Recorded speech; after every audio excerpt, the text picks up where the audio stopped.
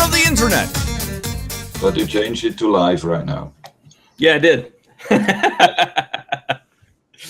Okay, no problem. So nice. So yeah, man, we were talking before. All right. So I guess I don't like working for or working behind a computer all day. It sucks. Well, I have to use computers sometimes for my work, but not all the times, happily. Mm-hmm. Sometimes, I work as an electrician in a factory, so I have to maintain different machines, and that's a problem. Sometimes you use computer and software to connect to the controllers of those machines, and that's the reason why I have to use it. But normally, if it runs, it can be another part that is broken. That's true. Because it's not all programming that's the problem. But I guess with your line of work, though, you actually get to see like direct results of your input. So your work actually accomplishes something that's tangible. Yeah, because normally afterwards the machine runs again. And right. So I can understand what you mean. I really can. Yeah, because the work I do, I can't point to my work and say, look, I did this and now this thing happens. Most of my work is for the large part ignored. Yeah, of course.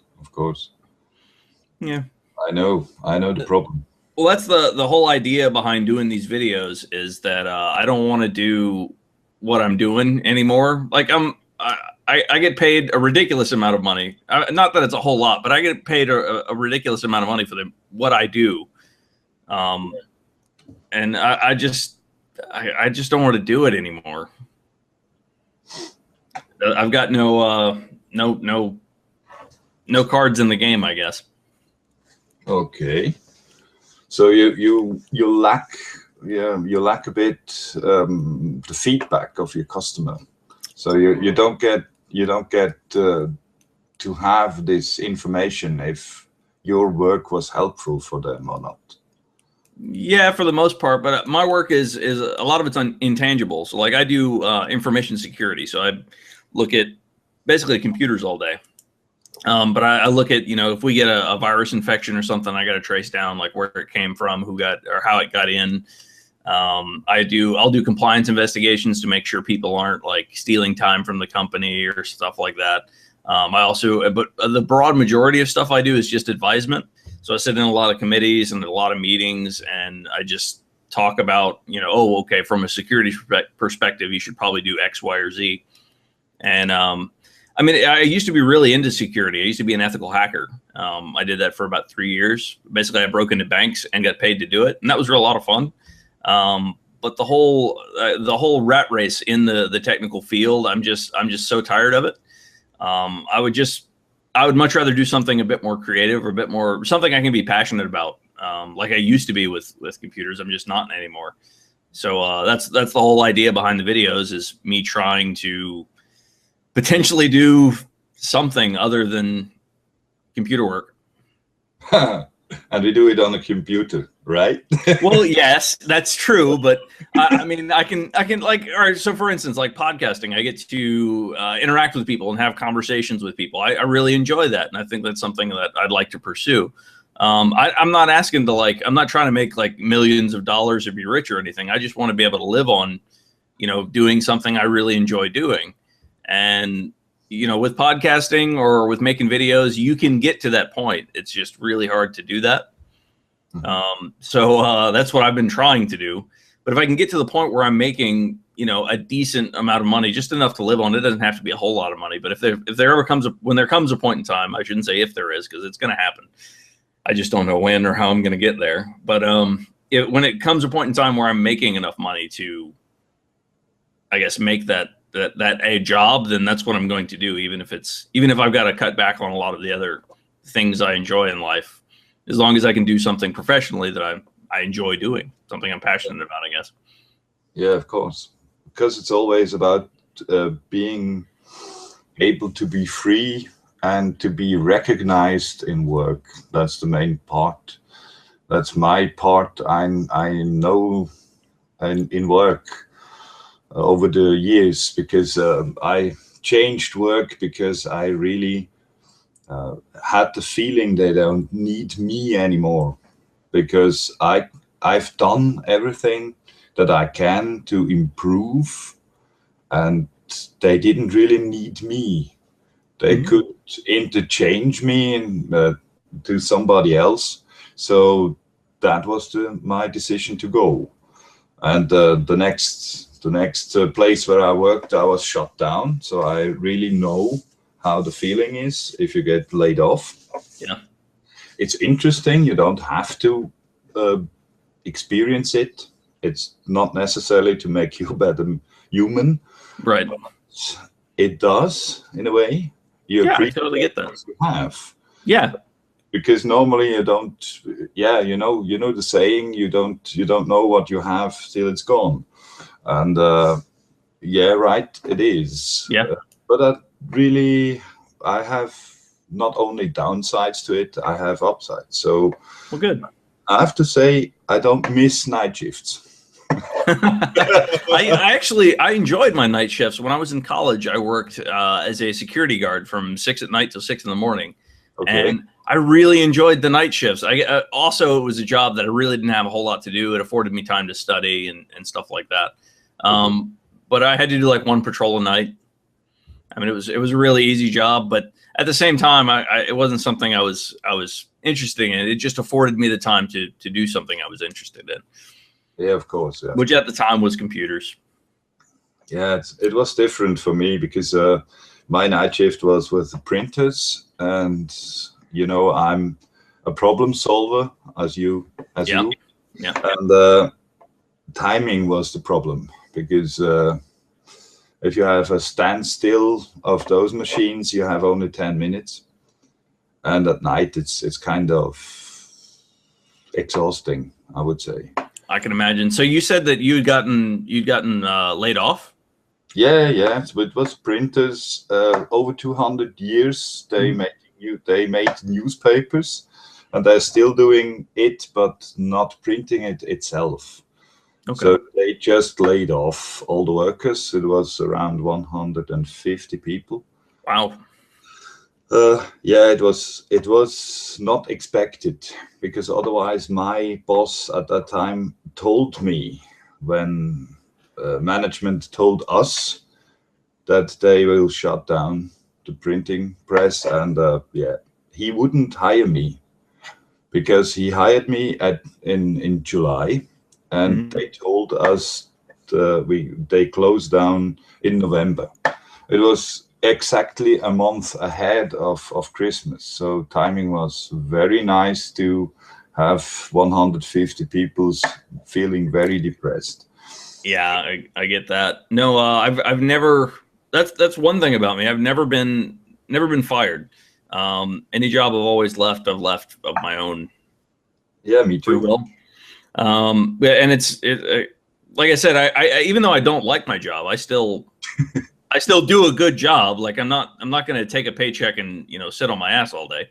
I just don't like doing it, so I'm trying to find a way out. But at the same time, I've got to maintain this other thing, which is fine.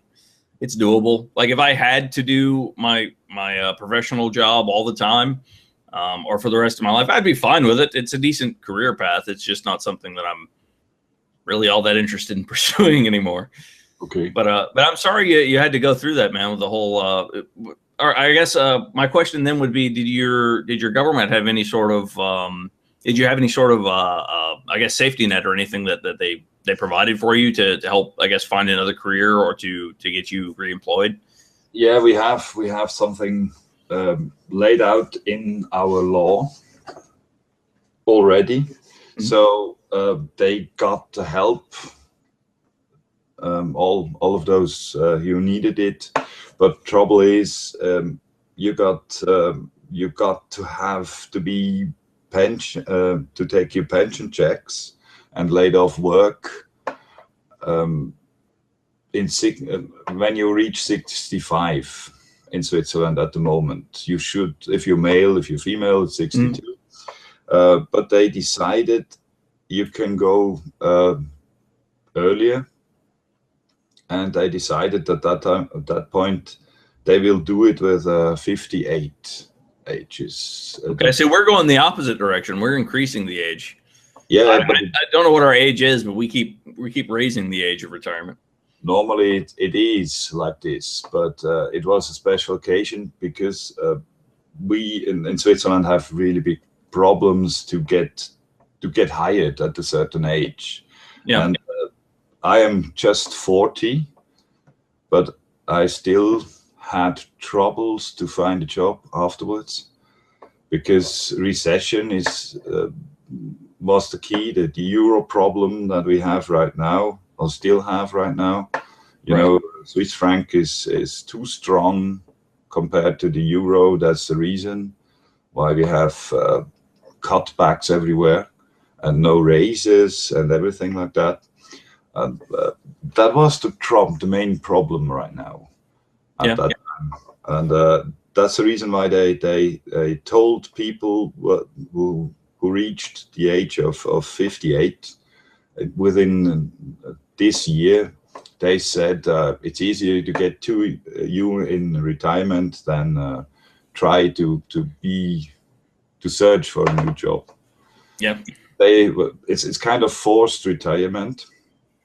So you get all the money that the firm was saving up with your retirement foundation, or I don't know how you call it, like that. Yeah, and otherwise you can choose to search a job and do a job till you reach your official age of retirement, but everything has to be new. If you had a lot of money saved in this way, yeah, so be it. But you have to start with a zero, and it's not very interesting to hire somebody like that. That's true. And that was very depressing for most. I can imagine. Yeah, because you have the downside was you had people working with printers all day, all life, but they don't have the papers for it. You know, they don't have anything to show off to a new employer, and otherwise, yeah, that's a problem because. No, yeah, I agree. I mean, imagine it's like the people with the horse and buggy. I mean, the people that used to make the carriages for that. Yeah. When people started to buy into cars, especially when they were automated, that came off production lines and stuff like that. What did those people do? Yeah, no, that's a constant changing in your life. Yeah. Every time somebody asks me,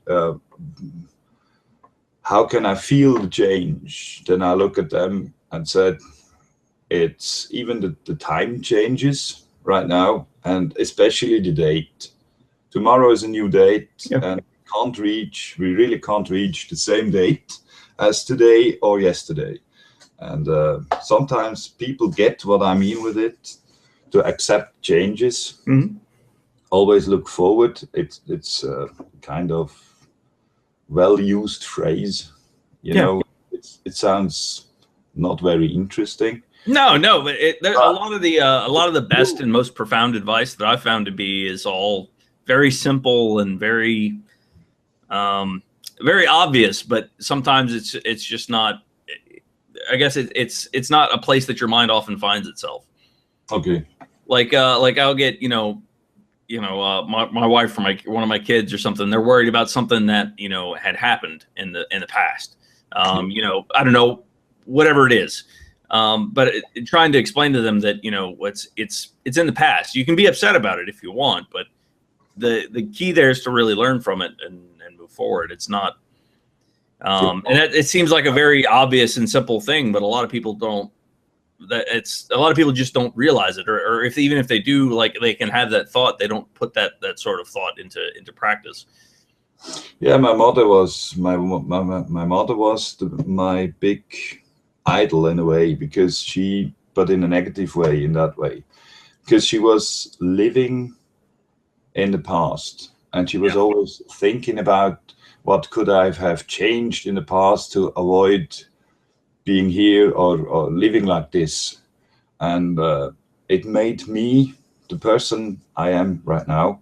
And I have that problem, or I had that problem in a way.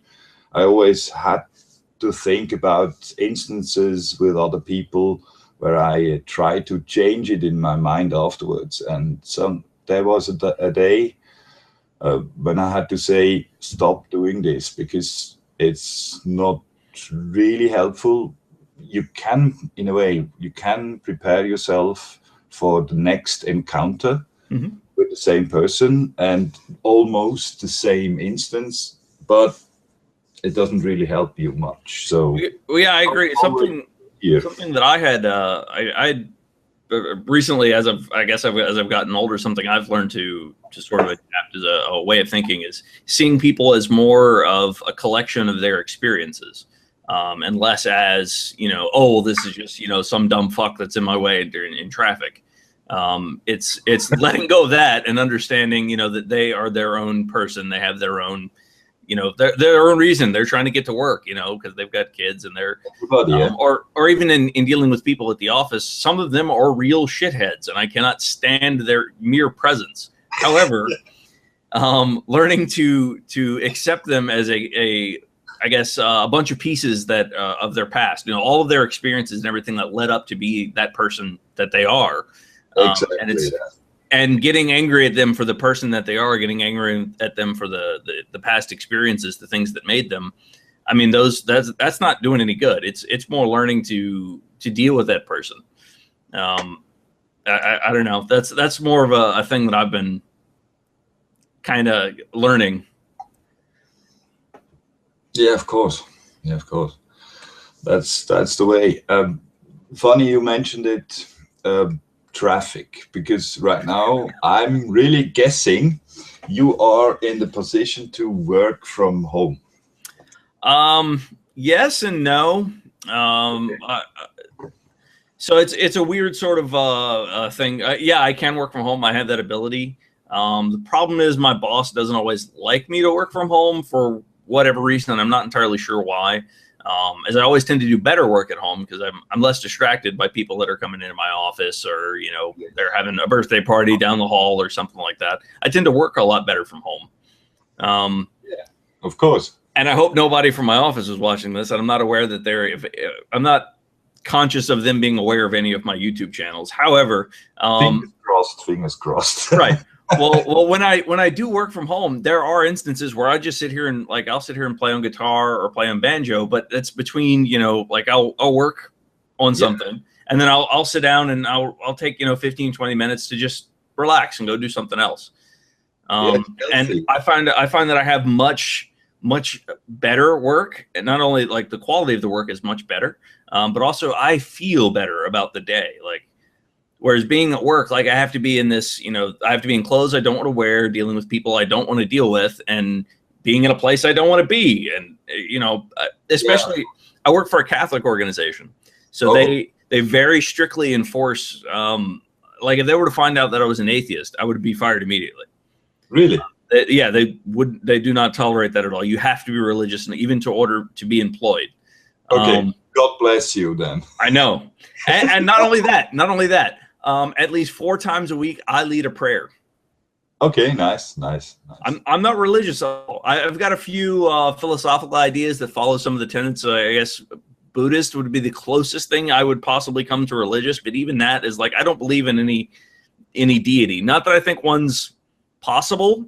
It's just it's not probable. And if one exists, I really don't think he gives a shit about us, because if he did, we'd have it a lot better down here. I come to terms to think about it's going to be like the ending of Men in Black 1. Yes. The doors open, or kind of an ant farm.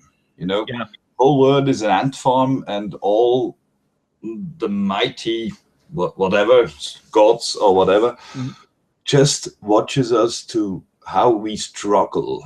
Yeah.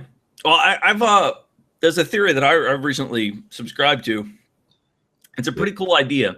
So if you look at this pattern in life, like we're made up of smaller, we're made up of organisms. A good chunk of us that's not even us. It doesn't even hold our own DNA. We're bacteria and all the things that support us. So are most creatures. And if you look, further and further down, it gets simpler and simpler. So all of life is made up of smaller bits that support its next evolution in life. So I think that we might be the next evolution in life, and the next evolution in life is going to be AI. Okay. I mean, I tend to think that even if you look at our habits as people, like we always look for the next, the latest and greatest thing, the technological thing, like a little gadget or whatever it is, just so we can take, better selfies or whatever it is people are doing. But we always look for that little edge in technology. So it's constantly going further and further and further. And I think eventually we're going to create AI. It's not entirely, it's not unfeasible. Look at our expanse in computing power, and all we are is a collection of electrical signals. So who's to say we couldn't create an intelligent living creature? Yeah, but the problem is if this AI comes to terms that the collection of everybody's knowledge, or how you said it, like the pieces. Mm-hmm. So if you look at yourself from the outside, it's kind of that thinking. If this AI would decide, like in war games, that the best thing that could happen was to wipe out the human race because it's the main problem on this planet. Okay, how can we convince this AI not to do it? Yeah, that is a big problem. I think it was Lawrence Strauss. There's a bunch of physicists, or even Stephen Hawking, a bunch of really smart, like cutting edge science dudes that are just like, AI is liable to turn us. That's probably not going to like us. Nope. And that's really understandable. But it's entirely possible that it's inevitable. It seems to be like no matter what we do, we can't stop the technological clock from turning. It seems to be like that's what we're pushing to. So I think our only hope for survival as humans is to integrate with it. Like we have to become it. I had always I really admired the thought about society in the Star Trek movies and the series, because I really think, I live in Switzerland, where money is the holy grail, the new god, whatever. Yep.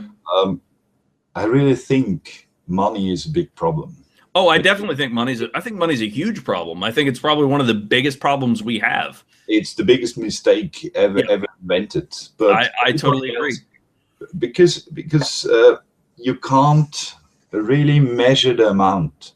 Because if we do exchange, if I give you a mug, a cup, whatever, you give me something that has the same amount of worthiness, and that's the reason you can't compare it really with money. Right. And also money doesn't change on supply and demand. Like money is worth it. I mean, it changes, but that's, inflation. There's a whole lot of math and crap that I don't understand that goes into that. The wrong direction, because I really don't think that 1 hour of some managers is worth my year's salary.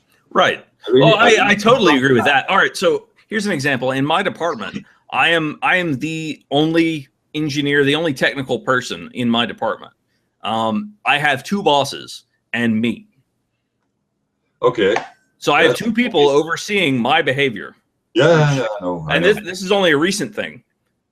Before I had a good boss who understood that he didn't quite know as much as me. He had some technical background, which was fine, but he left the decisions and everything up to me. And now they've hired 2 additional people he's moved out of the department, and they hired 2 additional people. And they're trying to put their thumb down on me. It's like, no. I ran this security department for 2 years. I mean, you can't just all of a sudden, send managers in to manage me. And I mean, you can. It's not like I'm doing anything bad, but a lot of the crap that they're coming up with is just silly. They would recently want me to start tracking my time, what I do throughout the day. And it's kind of like, well, I attend a lot of meetings. A lot of what I do throughout the day is just meaningless. It doesn't mean anything. And so I'm recording time that doesn't show like any meaning at all. It's like I'm not providing anything during this time. I'm not doing anything purposeful. I have things that I could be doing and I could be working on, but I don't have time to get to those things because of all the other crap that you have me doing. Yeah, of course. But yeah, I don't mean to go back to the shitting on the work thing. Yeah, let's go on. No problem. Yeah. Back to traffic. That's. Oh yes, traffic. That's where we were. That's where we were. Yeah, that's one concern I had to rethink, because I turned down this particular job that I have now back in 2012 because of traffic. Because Really? right now you have to understand, I have to go to the most congested tunnel twice a day just because of my workplace. And yeah, I can't help it. That sounds miserable. Yes, it is, because it starts 6:30 in the morning, and sometimes it even doesn't stop at 9 o'clock or 10 o'clock.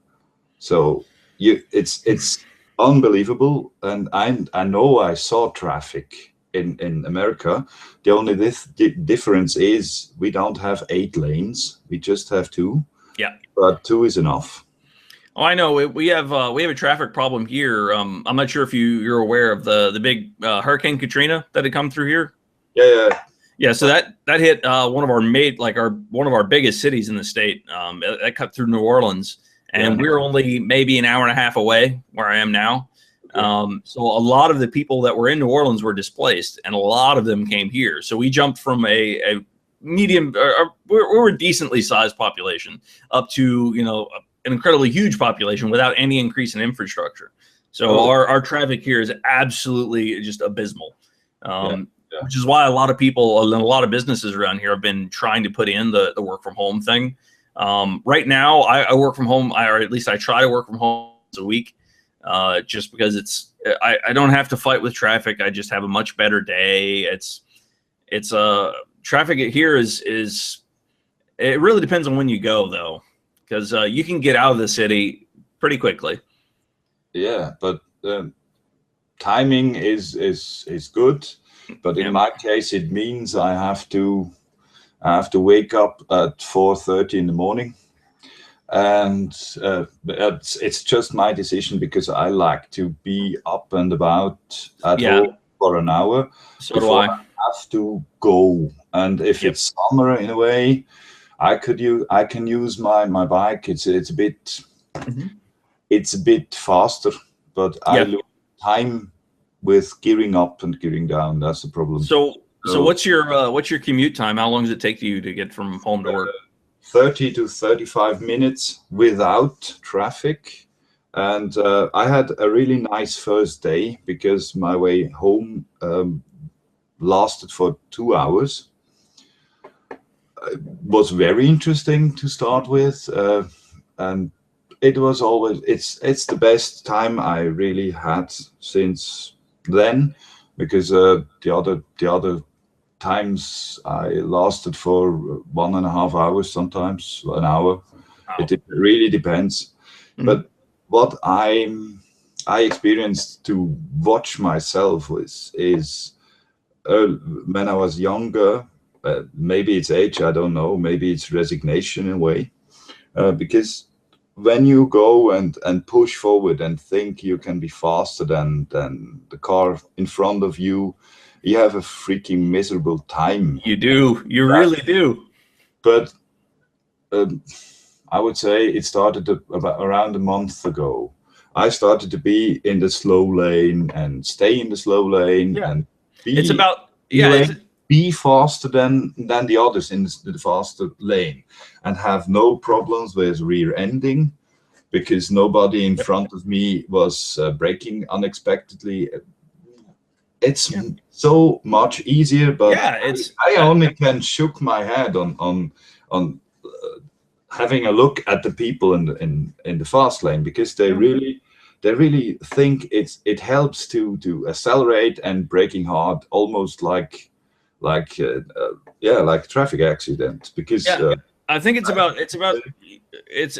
a lot of things, but the thing that I think that you're touching on there is just relaxing in your current situation. Just it's fine. There's no need to rush or hurry. Just you'll get there when you get there. Just but you got to put up with it. You got to put up with it. It's there. It's reality. If you really get agitated, you are so exhausted after even exactly. And it ruins your morning, or rather, it ruins your day because you carry that ball of negative energy and all all that bad emotion that you were having that morning, and it sort of carries you throughout the day. It's just shitty. And even here, I live without traffic. I live maybe 5-10 minutes away from work. Okay, maybe. And with traffic, if I catch it wrong, it can take me anywhere from about 45 minutes to get home. Oh yeah, that's traffic. It's bad. But I got it timed out pretty well, so I usually miss traffic, and especially in the morning, I leave just really early, and I get to work early, and everybody's like, "Oh, why do you get here so early?" Because I like to make myself a cup of coffee and sit down and read a bit of news and relax and ease myself into work. No, there's no one here. It's much easier to handle the day. Yeah, of course. Distance-wise, it's the way there and the way back. It's 92 kilometers for me. I have no idea what that is in miles. 58 rounds. Okay. Yeah, that's a bit of a drive, man. Mine is maybe 5. Yeah, of course. You said it's only 10 or 15 minutes, so it must be nearby. Yeah, it is. All the other 2 jobs that I had was just time-wise, it was 25 minutes, and it was half the way. It was just half the way. And one thing that really bothers me, if I don't have any an alternative route, that's a problem. Yeah. So maybe if really everything goes wrong, I have to go around Lake Zurich, and this would take me with the car, because everywhere it's traffic, even there. So I guess I would have 1.5 hours, just one drive, but it would be a scenic one. It's not that bad, because mentally, it's way better. You can roll or move. Yeah. That's my thing. I'll go way out of my way to get home if I'm just moving the whole time. Like if it takes me an hour to get home, but I'm taking a direction that's moving the whole time, I'm totally okay with that. Yeah. In summer, I will challenge that idea. Maybe with the bike, it's always easier. I'm going to disagree with in summer here. In summer here, it is absolutely miserable. And if you're not moving, you might die. I mean, it's miserable. Yeah, I know. It's 100, it'll be 104 and 98% humidity. Just don't even, you don't want to, you want to be moving if you're going anywhere. And you definitely want to avoid traffic. And splitting here is illegal. You're not supposed to split lanes, but I will during summer, simply because I'm not sitting on a bike in 104-degree heat. I'm just not doing it. It's the same here. It really is annoying, because if I want to be fast, I do. Mm-hmm. I do the same like in the UK. I drive between the cars, but because it's illegal and people aren't really used to it. Yeah, I always drive. If we have a traffic standstill, I really drive with maybe 2 miles, 4 miles. Yep. Between the cars, because I know I jump people. Because if you don't expect it and someone turns up, you're going to be surprised. And I have here, what I have to worry about is during winter, because I'm one of the very few riders in town. Like when it really gets cold, I'm one of the very few bikers who's still out there on his bike. Everybody else, they seem to pack them in for the winter, or we have a winter of that lasts maybe 2 weeks, and it gets freezing temperatures ish. We almost never get snow. You're lucky. Not really. No, during the summer, I would happily take some snow. During the winter, I really would. Really? Yeah. Not on the bike, right? Not on a bike. No, I've done snow on a bike, and it's not fun. No, it's not fun. Really. I've done snow and ice twice. No. Really, that's the reason. That's the main reason for me, because I have a car. It's very easy to be warm and comfy and smoke a cigarette. Yeah, I don't have a car. I haven't had a car in about 8 years, so it's been all bike. Yeah, it's a way of life, and I love my bike. I love it. I had, when I was an apprentice, I had first a bike, a 125, Mm-hmm. and afterwards I had a car, because winter you have to do that, or use public transport, and public transport is always the same problem. I don't know how long it would take me for my commute, but I guess one way would be around 1.5 hours. Oh wow, that doesn't sound very enjoyable. Yeah, but we have one of the best public transport in the world. Well, that's good. Our public transport is piss poor. Yeah, I know. But I would have to walk 2 miles just to get a bus, and I'm like 20 minutes. Like I'm in the heart of the city. Like and I've still got to walk. I've got to walk 2 miles to get to a bus stop. I'm pretty sure I had to use the train, and to walk to the train station where I live here, it would be 10 minutes. Yeah. But I could use the bus for the train station. Then I'm guessing I had to use the train station for the next big train hub, take a different train, and then afterwards I'm pretty sure I would use a bus again to get to the factory. So it's a lot of changes. Yeah, that's the main problem in public transport. If you have a delay on one, you always have a problem, because you then have to take the next one and the next one. Yep. But that's an upside to the Swiss transport. They're trying to be on time. Yeah. Getting there, really, it's 95% on time. That's the reason why it's the best in the world. I know. That's not use it really, because the main problem is I'm faster. Yeah, I have to, because I do ready calls, and as I wrote to you last week, I had my first one. Mm-hmm. I had three calls the whole week, so it wasn't bad. And I had to go in the nighttime only 2 times. The other one was quite in the morning, so I could delay it a little bit to start half an hour earlier, and it was okay. Yeah, that's one thing I don't miss. I don't miss doing on-call work. I used to do that in my last job, and you get calls at 3 a.m. about a lawyer's office whose printer is offline, and it's like, I don't care. It's 3 a.m. If the lawyer's office is open, they've got more problems than getting in touch with me right now, but we'd still get the calls. Redirect your problem to India. Right. Well, we did. Well, we had a call center in India, and India would call us, the senior engineers, if they had any problems. And basically, we rotated out. We only had to do on-call like once every 5 months, so it wasn't bad. So you do it like for 1 week every 5 months. It's not a big deal. Right. But during that week, it was fucking miserable. They'd call you for all kinds of crazy shit. Yeah, well, not everybody's an engineer, right? Yeah, well, when we had hospitals that we did technical support for as well, so we had to be on call. Like if a hospital, like one of the health systems went down, like we'd have to go out there and fix that shit. But we'd also did like architect firms and lawyers' offices and stuff like that. And so we don't care if a server goes down in the architect firm at 3 a.m. No one's doing anything at 3 a.m. We'll take care of it in the morning. Yeah. Yesterday I had a small discussion with my work colleague, and I said the problem is with those calls is everybody who's working on the machine, that's his world, and if he has experienced some difficulties or problems, the whole world for him breaks down, and that's the reason why it's so freaking important for that person at that time. Yeah. And you get that, if you can relate to that, you have the right set of mind. Yeah.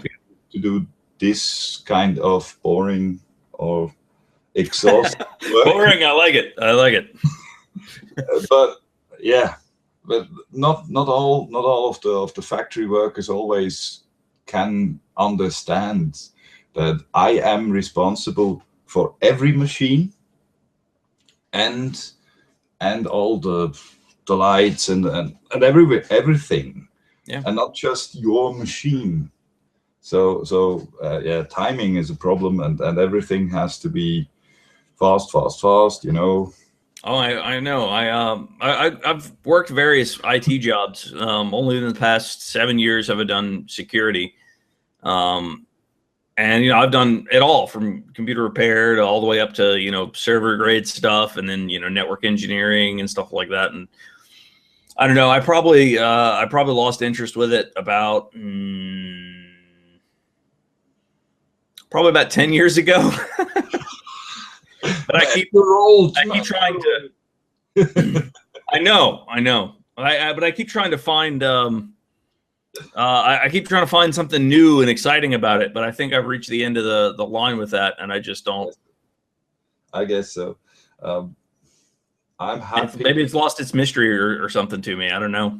I'm really happy to be not in your position, because let me explain. I have the advantage to always get new machinery with new technology, so I have to constantly learn something, and maybe changes to do changes in the control programs by myself. So I have to learn that again and again, and where I work now, they are totally dependable on the providers and the makers of those machines, because it means I have every kind of controller imaginable. So it's not just if you really like, for instance, if you just use Adobe for a software company, and you use every product of that, I have to use the whole internet in a way, and yeah, and everything is kind of the same but different. Yeah. And yeah. No, I get it. There is a lot of learning, and there's constantly new vulnerabilities and new stuff in security. My problem isn't that I don't have the opportunity for learning. The problem is that the learning of that material for me has now become. It used to be really interesting and something I was into, and I would obliterate a piece of technology. I'd just soak everything up. But now I'm just not. I'm not all that interested. I want something that has more meaning, I guess. I want some a better sense of job satisfaction. When I come home at the end of the day, it doesn't matter if I did any of the things that I did. Yeah, of course. I can relate to that. Yep. Really can. Yeah, well, I almost miss doing basic. I really enjoyed doing computer repair. I really enjoyed doing that. But you did it while the Windows was already the ones that you don't need to have a deeper inside of it, like no, I started like well, yeah, I did start with like around the Windows 2000 sort of era, but I learned all how to use DOS. Like my upbringing, when my experience with computers, like my first computer was a Commodore 64. So like I loved that computer. I liked I learned DOS and like all of that stuff all the way up into the point where I decided to pursue it as a career. Yeah. And it was always something that was fascinating to me. But the thing I liked about computer repair is I was really good at it. So it was I liked keeping up with the new hardware and stuff. That was entertaining enough. I liked building machines. That was fun. And I liked figuring out the problem. I liked, figuring out, what was wrong with this? Where did that problem, how does, this piece function? And so what problems would that cause? I really enjoyed the problem solving aspect of it. And I was good at it. So I could do, I don't know. I enjoyed the hands-on, like, okay, here's a machine that's having this problem, figure out the problem, fix the problem. And ta-da, here's a machine that I've fixed. And to some of the people that you work for, I mean, you're friggin' a magician. Like, they don't know how any of this shit works. They just press a button and it does a thing. So when they press the button and it doesn't do a thing, I'm the man behind the curtain that makes the thing do the button pressy thing again. Yeah, the satisfaction of it is the happiness of the customer afterwards. It works again. It is, yeah. But you don't get that. Right, I don't get that in my current job. Yeah, I get it because it's always hands-on with the customer. I see the customer. They are standing in front of me, always with a kind of broken English. Well, how many languages do you speak? Don't you speak a few languages? I personally just I did learn French in school, but my ability to speak it's declining. It declined over time, but I still I know. I took French in high school. I took 1 year of it, and I didn't go back. I had 4.5 years in school for that, because it's the first of our languages of beside German. You have to learn it in Switzerland. You have to learn German as a first language, because all the official documents are normally in German. Meine Deutsch nicht so gut. But it's good. It's good enough. It's not that you don't need to speak it. It's not a big deal. Okay.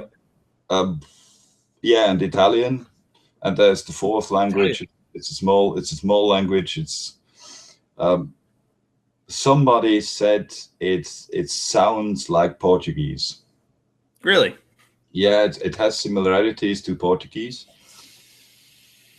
But one thing I recognized about me is my ability to understand languages in a feeling way, because I really can understand Italian and Spanish. Yeah.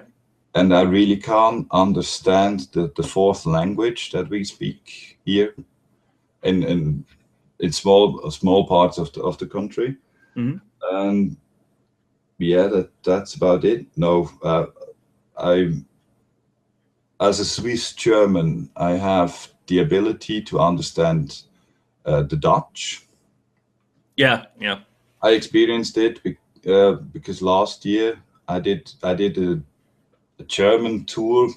When on my way back, I visited Holland for the first time, and it was quite interesting, because always if I sit down and listen to other people's conversations, I always can understand those. Yeah, and it's nice to have this ability. And even with yesterday, I saw a YouTube channel from Norway, and I recognized some basic terms I really can understand. Well, I think I find it fascinating how the language has sort of spread, like how it has like spread and evolved as it came into different regions and stuff like that. And I think it's one of the ways that you can sort of track, I guess, how humans spread out. Yeah. I think it's very interesting as well that like even just going to the UK, like just the way they talk, the way they use words is just so much different. And imagine the divergent path that those languages that English will take. Yeah, hopefully. Yeah. And, well, I don't know, because here we seem to try and lock down words. We seem to like try and police like what words are good and what words are bad.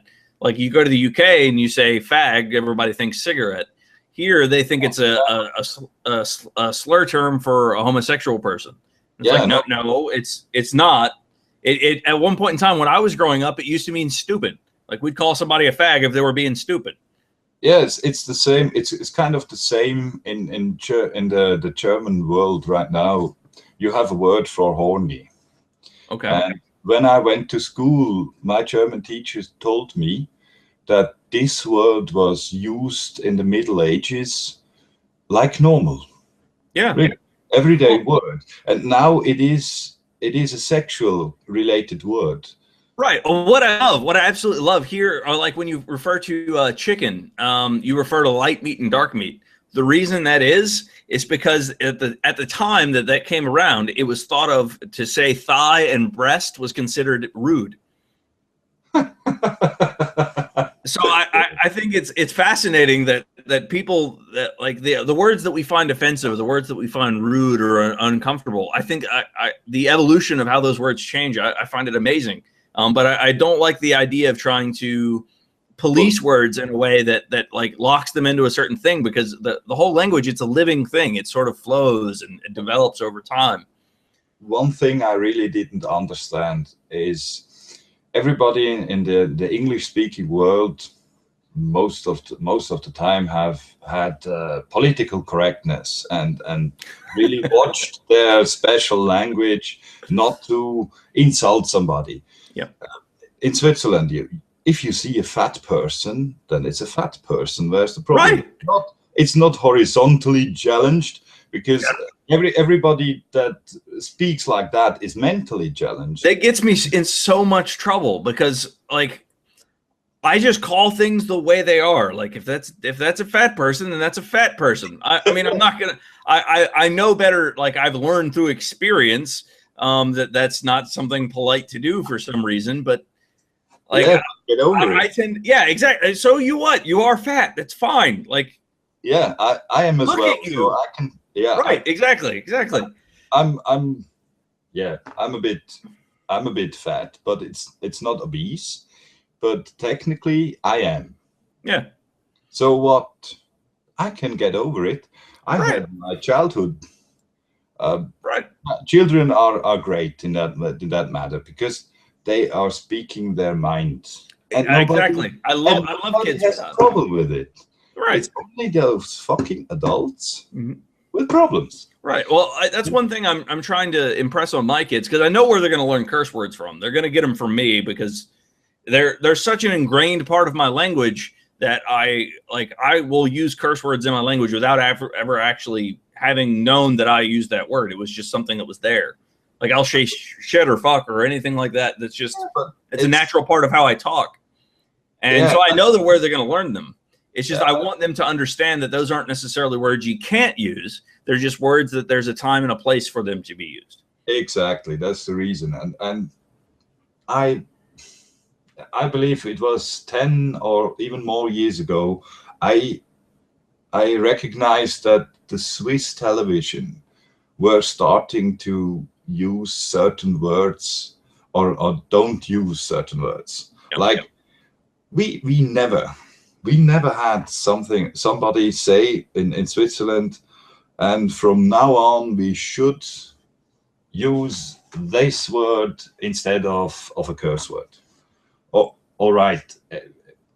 A certain amount of decency was always the case with television, because it was always it's for everybody. But it's getting more and more extreme, and I wasn't aware of that some stations are really starting to beep somebody. Really?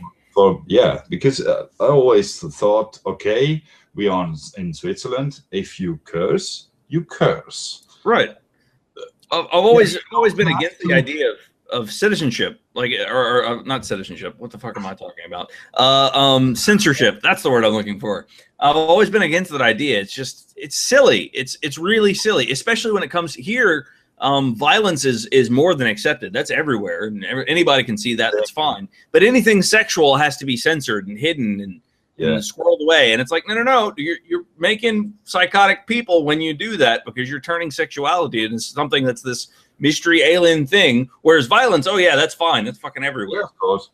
And it's like, no. You have to be reality. We're humans. There's nothing wrong with our sexuality. Understand it. Don't hide it. Yeah, we had the same problem. If you watched the news as a kid, you saw it was depending on the news what you saw. You could see some terrible images of war or whatever. Yep. But then you have a little bit of kind of soft porn. Then you must be 16. Yeah. Until you can watch it. I think it should be the other way around. I think if we're going to do that, if that's a path that we're going to choose to go down, like the whole censorship thing, that's fine. If that's a path we want to go down for public things, that's fine. But I think it should be the other way around. If anything, you should censor violence and allow the sexuality. The sexuality, that's a beautiful part of life that I think is great. And the violence things, that's a bad part of life. Why is that easily available, not the other thing? Like, I don't understand that. Why is that dichotomy there? I don't know, but it seems to be all over the world, not just in America or in Europe. Well, I think there were civilizations in the past that had that idea. Not necessarily the censorship against violence, but they were more accepting sexually. And I think a lot of where that comes from, at least over here, a lot of that comes from the whole repression of we're big religious people in the United States. Yeah, it's crazy the amount of people that identify as Christians. But for the most part, I'm okay with them. I'm not a Christian, but I'm not in the crazy hat. Most of them aren't the crazy people. Most of them aren't the decent people. I know. Yeah, most of them are decent people, and that's fine. Some of my very good friends, they understand that the stories from the Bible aren't necessarily literal. There's some good lines that can be drawn and some morals and stuff that they get from it, and they make them feel good, and that's fine. But they're not gonna, they don't think I'm some evil person just because I don't subscribe to it. I think that you can be a decent person without all this. Yeah, of course. It's all your parents. Right, but you also have the people here that are like there's dudes here, like not maybe 4 blocks away, standing on street corners, like not now, but standing on street corners with big crosses that'll yell at you and how you're going to hell. The end is nigh. Yeah, well, not even those people. They're really mad at you for I don't know, being human. That whole aspect of the Christianity thing just passed me by, which was this guy created you with all of these needs and feelings and wants and this human nature. He created you that way, knowing that you're flawed, and then he's going to punish you for it. Yeah, no, I know. I saw a really big lot of atheist community videos like Hitchens and. I love Hitchens.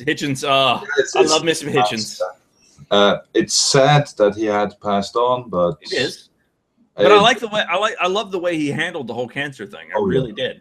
I think he had a unique insight into his own personal being and space and where he was and his nature of reality. I think he had a good understanding of that.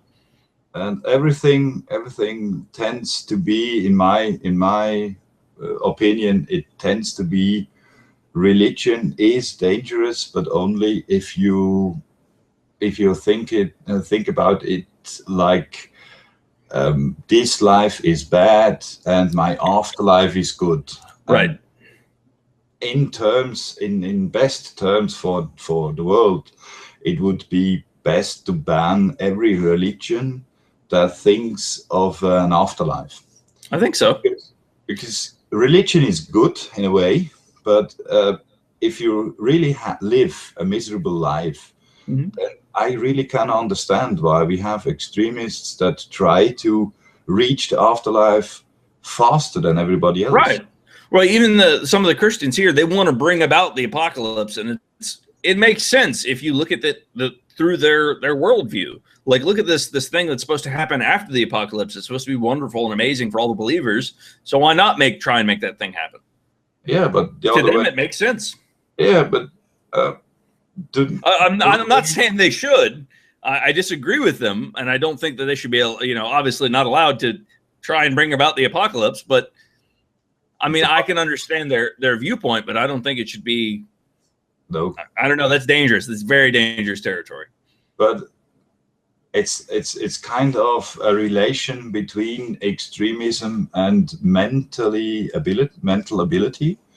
Yeah. So that's the saddest part, because you always see, if you have an open eye to history, one thing I for myself, I did learn from history that it repeats itself. Oh yeah, totally. I Totally. think that's a big thing that we need to look into. Like, we need to pay more attention to our past, because I think America's taken a lot of the mistakes, or America's making a lot of the mistakes that Rome made when it fell. And that's terrifying to look at the parallels, like how Rome fell and the things that we're doing. We're like, ah, shit, does nobody read this stuff? No, because history told me that nobody learns out of history. Of course not. No. No. So history books can be written for the future. You just have to open up the names and the dates. Yeah. To leave it blank, because it's gonna go down that road. No matter what we do. That's the sad part. Yeah. And that's why I reached the decision to live my life now, whenever possible, and be happy now. Yeah.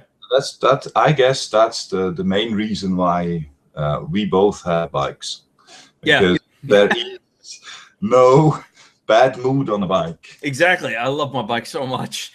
Oh, it's so good. I didn't know how to describe it. Rain all the day, then have a little downer, but exactly. Not that hard. Well, even it doesn't matter what's going on, like with my life or anything, like that all melts away as soon as I get on my bike. It just, none of that matters. I'm just going on a ride. I just love the ride. And that's the reason why I really, that's the reason why I really have to try to get over to America one day, because riding is different. Well, if ever you find your way, I don't plan on staying in Louisiana for long, and I wouldn't recommend visiting here. It's okay, but it's I don't particularly care for it. I am trying to move further north. People are a bit more accepting and open-minded. But if you ever find your way in toward America and you want to come see it, you're more than welcome to stay with me, man. I will get you on that promise, I guess, because you have different kind of regulations, and the easiest way for me to save a little bit of money would be to buy a bike, and it's only possible if I have a postal address, I believe. Yeah, in the States, and I guess for that reason it would be very nice to have a place to start from. Yeah, by all means. I've got a big not in this place, my actual house. Me and the wife had a weird thing. I'm staying in an apartment. I'm moving back at the end of the end of February. I'm moving back. So it's all settled, but we had a thing and I moved out for a while to sort of find some peace.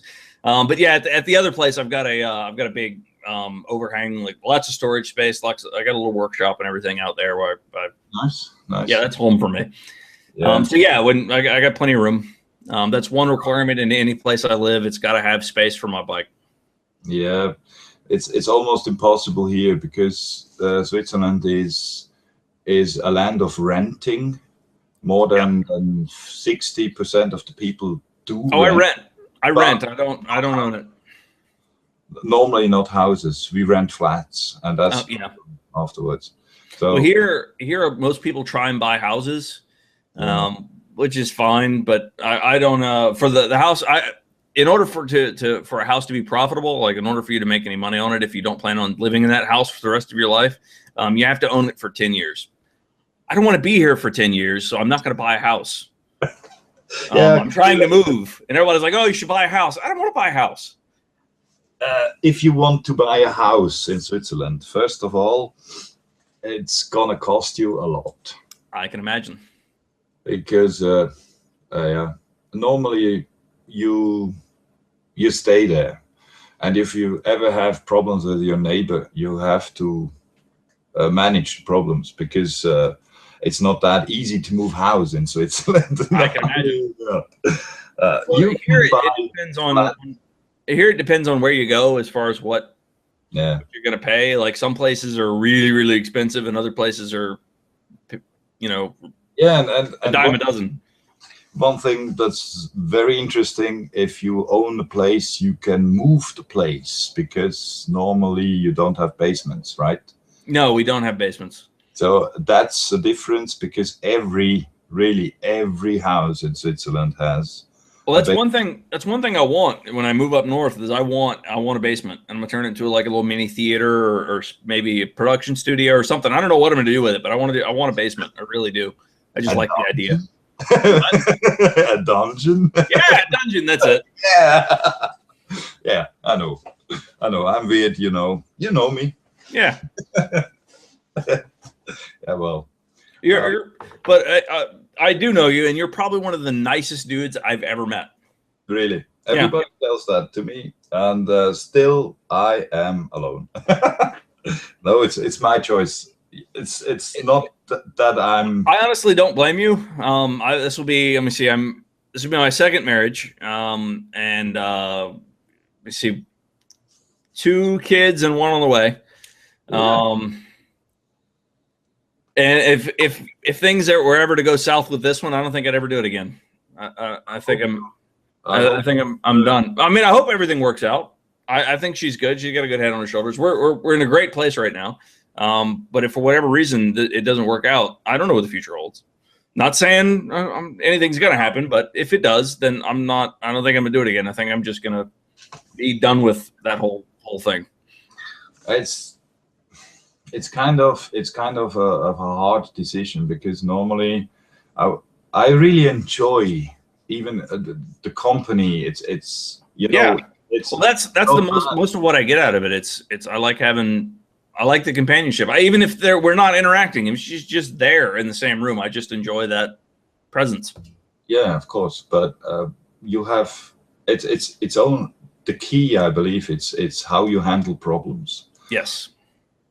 In my experience, it's been learning to deal with issues without being afraid of the reactions of that other person or what they're going to think, and also learning to do with it with being able to work through the problem productively. Like, you each have to come to a conclusion and some sort of understanding, and you have to do so without any fear of like that. Because a big problem that me and her had were she was afraid that I was going to leave her for any minor infractions she did, or bringing up anything, or being upset with me. And what I wanted, I was upset with her because I knew that there was stuff she wasn't telling me. It's just, I want you to tell me. You have to communicate that to me. Yeah. I had a girlfriend for 9 years, so I really know. Yeah. Okay. So you get it. But she always told something about Italians, and wherever there was, she had always something in the back of her mind about Italians. And she was in a marriage, and she was getting divorced when she met me, and we had a good time. I was there for her through her divorce. It wasn't ugly, but it was just difficult. Yeah, difficult. And right now, I'm happy for her, because she found her Italian and she's engaged right now. Okay, good for her. So I don't have any issues with her. Well, good. I think a lot of people get hung up on that and don't necessarily understand that, it really does take 2 people to make that. They both have to be in it. Like, it can't just. But I really can't understand the transition from 2 people love each other to bits, and afterwards they hate each other and can't stand. Well, that's one thing with my first ex-wife. She's one of my best friends. Like, I get along swimmingly with her. That's the way it should be, because I agree. You are close, and in a way you're still close, because you know each other like nobody else should. Right.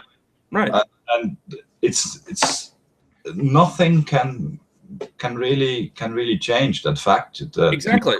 We get along really well. We just both understand that there's no, like, we don't work well together in a relationship, but as far as friends, we get along great, and we have a kid together. So I mean, plays a lot into it. But I mean, she knows. I'm sorry. It's a win-win situation. Oh yeah, I agree. And that was one thing I impressed upon her when we decided to split, was that I would rather raise our kid in 2 separate happy homes than one miserable one. Yeah, that's very important, and I can see I can understand that, because I was raised in a way in a miserable home. I was too. And one thing I really wanted is never to have that again. Yep. And that's the reason why we don't live with each other. And if I want to have problems as a man, then I search for a relationship here, because normally you have problems instantly, because everybody in the age between 30 and 45 has history and has troubles and has problems, unsolved problems. Yeah, they got their own they are alone.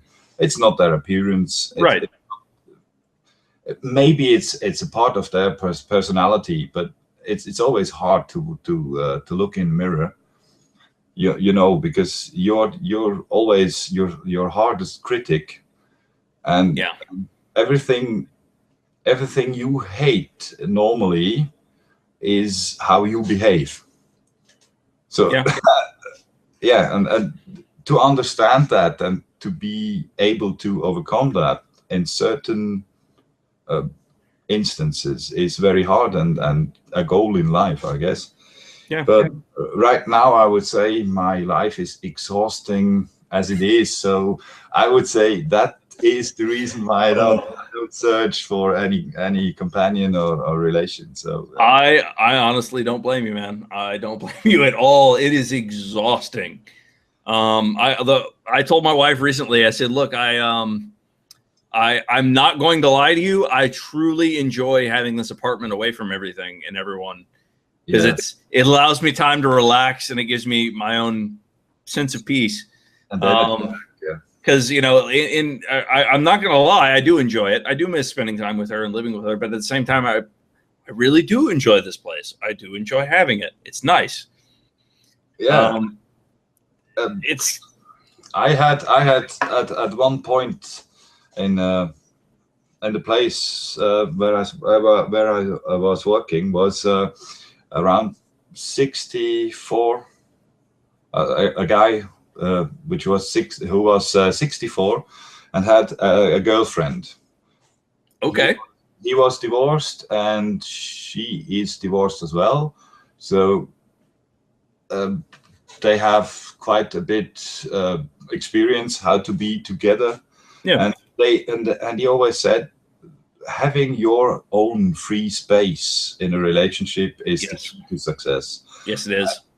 I've definitely found that, and that's one of the reasons I maintain that I have to have an office inside my house. I have to have my own space. Yeah. And a lot of times that winds up being the garage, but I mean, I need that. It's important, and it's not just having that space. It's also having that space to myself, or being able to, hey, sweetheart, I understand. I pitch in and do my part as well, but like this weekend we had no kids. Great. I want to go for a bike ride. Of course. And it's not that I don't want to spend the time with you. I did spend some time with her. We watched, a few movies and, hung around at the house and, had breakfast and dinner and had a good night together. But then like today is like, I washed the bike up a little bit and took a ride, and I needed that. I feel really good about having taken that ride. Normally you could have the advantage of taking her with you on the bike. Well, she's at the moment expecting we're having another child, so that's so usually she would come with me, but she recently she hasn't wanted to go, and that's fine. But she also has to understand that I still do want to go, so I'm going to. Yeah, I know. And what I love about her is that she doesn't get bent out of shape or anything like that. She promotes me going and doing these things. She understands when I'm having a rough week, and she's like, you need, just go do your thing. You can imagine how I have an urge for biking right now, because I had an operation. Oh, did you?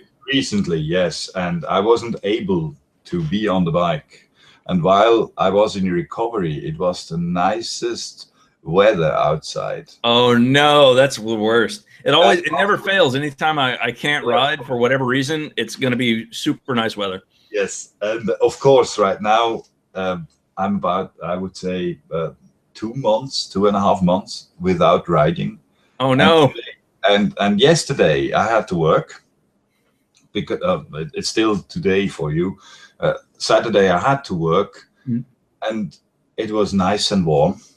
And today it's going to be sunshine around midday, and I really want to go on the bike. It's going to be a bit cold, but I really want to, because it was snowing only in the mountains, so we don't have snow where I live around, so I can ride around, not in the nice mountains I showed you a picture of, but well, here it was in like low 30s, so low 30s Celsius today.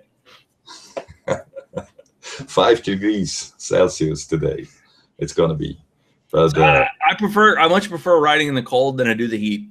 Oh yeah, I can relate to that, because if you have the right set of mind, you always go with protection gear. Yeah. And yeah, and if it's gonna be hot, I know what you mean, because I experienced 37 degrees on the motorway in France to get to the UK. I believe it was it last year? Yeah, I believe when we met. Yeah. No, that was this year. No, it was last year. I was almost melting. Yeah. In France, and afterwards I know. it was so nice to be in the UK with around 20 degrees. I know. Believe me, I know. And that's the reason why I always look for places to ride. I kind of look always north, not south. Yeah. Because right now you could have south of Spain, you could have 25 degrees or even more. Yeah. And Greece and the south of Italy if you want to, and even northern Africa. But I don't really like the heat. I really like the cold. So do I. Yeah. That's one reason. That's another reason I want to move further north, is this heat. Like I don't even care if I have to put the bike up for the winter for a few months. That's fine. But this heat during the summer I can't do it anymore. I'm getting too old for that shit. Yeah, if you experience dry heat, you did. Yeah, I've experienced dry heat. Dry heat's tolerable. So if I move further west, a little bit north and further west, that'd be desert area, and it's much better. I much prefer dry heat to the humidity. If you visit in summer in Switzerland, it's always very very interesting for foreigners, because they don't expect it to be that moist. Yeah. Because but you can see it, because we have a lot of forests and bushes, and that. Well, I think it's the mountains. The mountains keep all the cloud cover, so you get a lot of rain, I would assume. Yeah, statistically 220 days a year. Yeah. Yeah, because the mountains are really the drainage of the clouds, and yeah. Yep. Here we get a lot of rain just because we're right in the for one, we're in a swampland pretty much. We're at the Mississippi Delta, so there's a big river that runs through us and dumps a lot of stuff. It's all low-lying land. Like New Orleans is below sea level. And we get a crap ton of rain. I think by the last estimate, it was something close to a rainforest, like just under by like maybe an inch a year. So we get a shit ton of rain because the jet stream rolls like right over us. Yeah, weather changed in the recent years as well. That it has. It has. We had drizzle rains when I was young, and at normal rains. It could rain for a week as well, but you don't had the big drops. You had decent small amounts, and yeah, it was manageable. But right now in 2015, you really see it and you really feel it. Yep. It can pour down a lot, and with stormy winds, and it's always different. And even hail. Yeah, I had hail 2 or 3 weeks ago. One morning. Yeah, we get hail. We get hail on a fairly regular basis. We almost never get snow. Well, we get our storms tend to be really, really heavy, really, really fast. So they'll come in. They'll be around for maybe 30 minutes to a couple of hours. They'll dump a crap ton of water and then they'll piss off. Okay. Yeah, that's the difference. Normally, it's almost it's not that big amount of rain that falls down over a short period, but it tends to change to exactly that. I did see a storm this year that I'd never seen before. It was the middle of the day, and it got like pitch black night. Like I've got pictures on my phone just because of how intense it was. From upstairs in our office building, I took a picture of a car sitting in the parking lot with its headlights on, and it looks like nighttime. It was in the middle of a storm. I've never seen a storm make it that dark.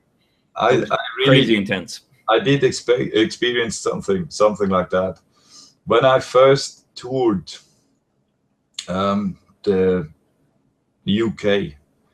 It was back in 2012, after some about 8 years without a bike. I finally could be able to buy a bike and to go for the first time. Really. Isn't that so nice? Isn't that so good to be able to just get on a bike and go? It's the best experience. I absolutely love it. I made it up to Wyoming one year. It was one of the best things I've ever done. Yeah, I had 16 days off work, and I really started at day one. I went straight through France and tried to reach England. I went up to Scotland, and that was the experience with the weather. I was up on John O'Groats.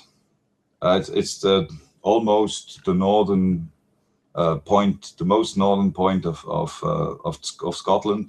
Mm-hmm. Besides, if you're not on the islands. Yeah. So, and I had the last 10 miles. It was beautiful sunshine and warm, kind of warm, 12 to 14 degrees Celsius.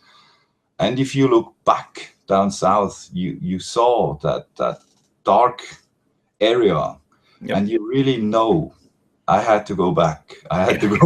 Yeah. And it's really hard if you're in the nice weather riding, and you know you're gonna ride into a storm. And I still have I bought the camera for riding at that time, mm-hmm. document my first ride, and I still have a piece of video where you see me trying to seek shelter under a tree. See, here we have overpasses, so anytime we get a big storm coming through like that, I'll just hang out under the overpass and smoke cigarettes till it's gone. Yeah, we have those as well, but we have different houses, and some of the older houses have nice roofs, and you really can approach them if it's like a farm barn. Mm-hmm. We don't. Here you wouldn't want to do that. You might get shot. Yeah, I know. Yeah, Switzerland has guns as well. Oh, do they? Yeah. We have many guns. Everybody in the military. Oh yeah, that's right. Guns at home. I gave mine back when I was done with military back in 2006. Yeah, because all of you, all the citizens, you have to do military, don't you? Yes, in a way. It's just they always shrunk the army, and right now it's around 100,000 people, and wow. There's a big amount of professional army guys, right? And the other one is you always have to go back once every year or once every 2 years to refresh your knowledge about being a piece of the army. Yeah, it sounds like the reserves here. Yeah, but it's always like that, and you had to reach a certain goal with your gun. So you had to shoot a certain program of 18 bullets and reach a certain amount of points. Yeah. If you didn't, you had to redo it. And those 18 bullets were paid by the government, and everything else you have to pay for yourself. And you really have to do that once a year. And after I get rid of my gun, I didn't have to. But Yeah. I really like shooting because I'm really, that's one thing I do enjoy here. Like, I think we need better gun laws, like as far as who can buy them, or the processes for getting a gun here. I think we need some more stringent stuff here. There's a big stink about that. Every time you try and bring gun laws into it, everybody assumes that the government's trying to take your guns, which in a way, yes, but they're trying to make it harder for people who would, shoot up schools and shit to not get guns. I think we also have a mental health issue here that we're not addressing that is also playing into the whole mass shooting things that we get here. But one thing I do enjoy, I own guns, and I do enjoy going to the gun range, and it's expensive to go, but I do enjoy going and shooting at targets. I enjoy the shooting at guns. It's fun. I can do that as well, but I have to rent a gun. But yeah, here you can rent them as well. Because I don't have to clean it. Yeah. Yeah, that's kind of nice as well. I do have to clean all my own guns. So question, can you use or do you have access to automatic weapons? My official gun from the military was an automatic weapon. That's crazy. Here you can't, so you have to be like a class 3 dealer in order to get access to automatic weapons, but you can rent them. And they're a lot of fun, but really expensive because you go through ammo so fast. Yeah, it's fun, but it's no use, because if you're really good shot, you only need one bullet a person. So what the hell should do an automatic gun good? So well, I think automatics are mostly for like cover fire. So if like you've got troops moving, you're going to want to lay down a bunch of lead to get. We had certain regulations. If you're not active on active duty in Swiss military, you had to block your gun for just single bullet action. That makes sense. Yeah. And if I could have kept my weapon after my service time was done. Mm-hmm. Sorry, man. That's fine. But they had to be unable. They had to change my gun to just shoot one bullet at a time, and that would be permanent, because normally you really can't have automatic weapons. It's no use, because on every gun range, you're not allowed to use them, and makes sense. Yeah, because you're going to damage the gun range, and that's not a good idea. And it doesn't make fun if you only in a way it would be fun just to destroy stuff with an automatic gun. It's nice to get one piece of wood. Yeah, if you're going to chuck down a tree, it's nice. It's a nice way to do it, but we did a chainsaw is very much easier to handle, I guess. Yeah, we were at the last time I went to the gun range. They had these little wooden I guess it looked like an H, basically made out of wood. And it was a pistol range, so all we had was pistols, and we shot at this target so many times that we ended up cutting it down. But that we were trying to do it. Yeah, I know. I had that when I was official learning to use the gun in the military. We had moving targets with some small pieces of wood where there was a target on it.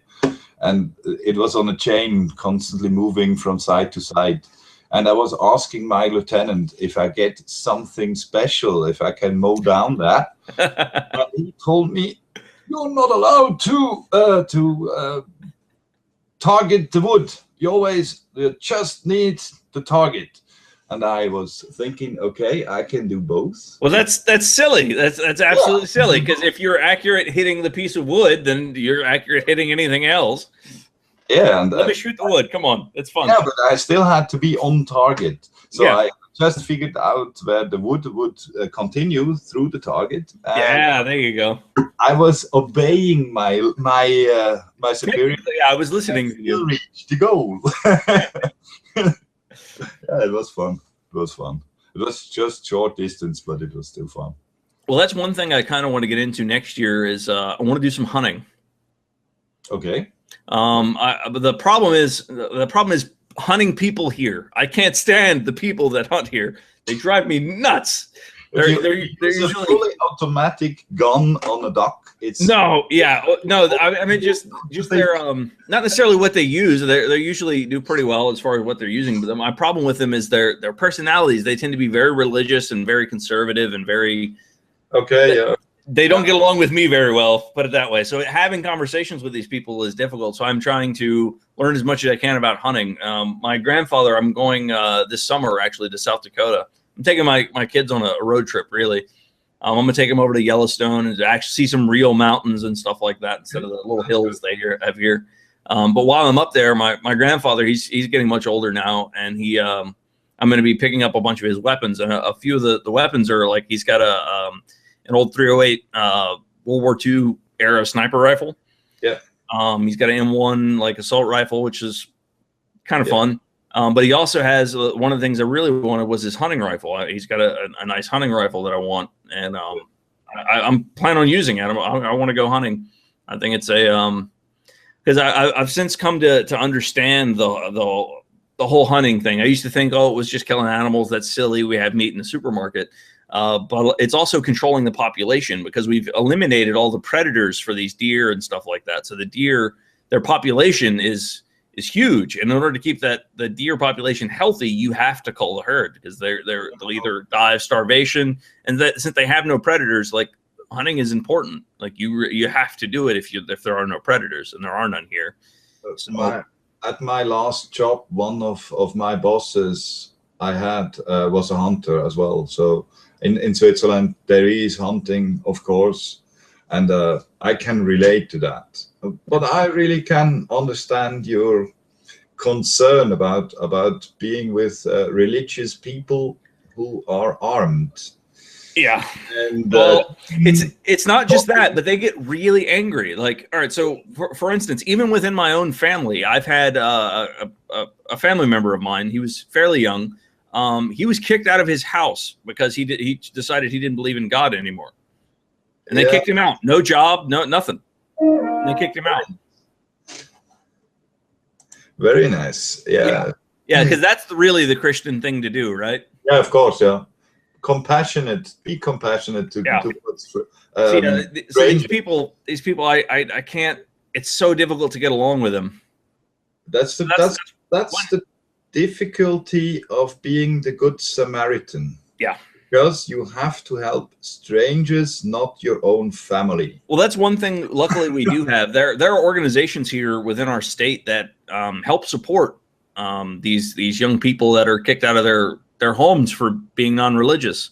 They're the Capital Area Atheist and Agnostic Society. There's a bunch of organizations.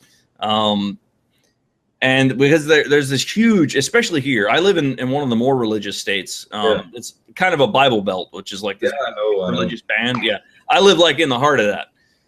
So there's lots of crazy religious people here. So you can imagine how well I get along with people. Kind of good. Especially if they are Swiss, I guess. and most of them are fine. Most of the people here are most of the religious people are fine, but it's difficult to determine which are the good ones and which are the bad ones. And you also kind of have to play politics because you have to worry about, okay, well, if this person figures out that I'm not religious and I go get a job and he happens to work for this company and knows that I'm not religious, I could potentially not get that job. Or if I got the job, I may not get promoted or I see your dilemma. Otherwise, I would have said it's easy, just upset them. Oh yeah, then It's super easy to upset them. That's the easy part. Really easy to determine if somebody is very tolerant and a Christian, or somebody is intolerant and a Christian. Well, there's also this this sort of weird sort of split. Like, for instance, I get along with most Christians, but there are some Christians that I can get along with as long as I don't mention like homosexual people. Because I've got no problem with homosexual people. I could give a shit. Like, okay, you love a dude, I don't care, or this chick loves a chick. I don't care about that. You love somebody, that's great, good for you. What you do with your genitals is none of my fucking business. I don't care.